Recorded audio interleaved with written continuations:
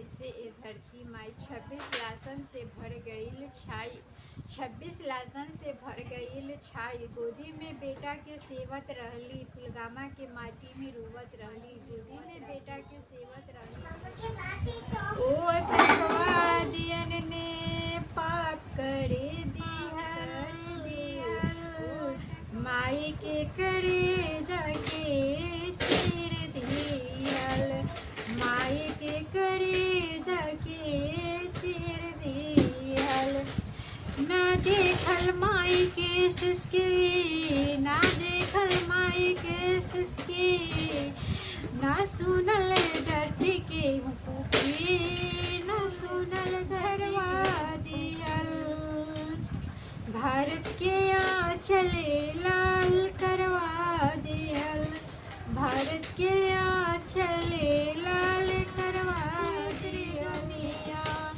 सुन रे जहान क्षेत्र दुनिया, क्षेत्र दुनिया, सुन रे जहान भारत के बेटा ना होई परेशान, भारत के बेटा ना होई परेशान।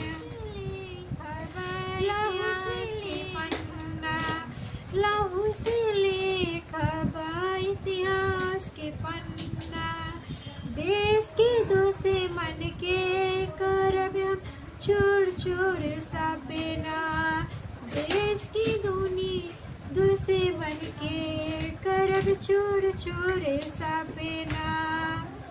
माई की आंचल में उठल बादर, माई की आंचल हर घर में बाजल बीर सुपुत के मिग्रांदा, हर घर में बाजत बीर सुपुत के मृदंगा।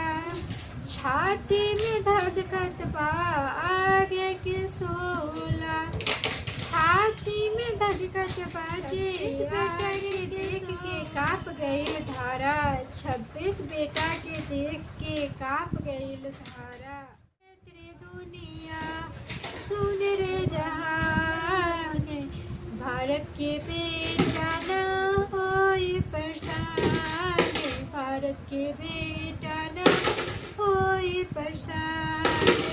देश के दुश्मन के करब अब चोर चोर सपनावा, देश के दुश्मन के हमरे बेटा के खून बेकार न जाई, हमरे बेटा के खून बेकार न जाई।